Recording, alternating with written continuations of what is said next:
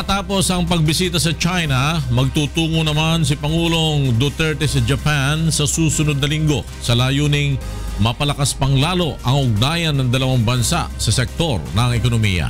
Mula sa Malacanang, may report si Rosalie Cos live. Yes, Rosalie.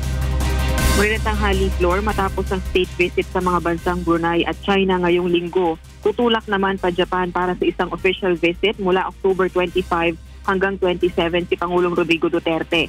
Layo ng pagbisita ni Pangulong Duterte na paigtingin ang ugnayang pang-ekonomiya ng Pilipinas at Japan.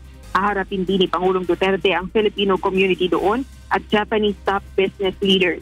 May nakatakda ring summit meeting ang Pangulo kay Japanese Prime Minister Shinzo Abe at isa ring dinner ang inyanda para sa kanya. Bago umuwi ng bansa, may state call visit si Pangulong Duterte kay Japanese Emperor Akihito. Nagbigay ng katiyakan ng Japanese government na mananatili ang strategic partnership nito sa Pilipinas. Handa rin ng pamunuan ng pamahalaan ng Japan na pakinggan si Pangulong Duterte hinggil sa pagbabago nito sa foreign policy at ang pinaigting na anti-drug war sa Pilipinas. Flor? Rosalie Cos, nagulat mula sa Malacanang.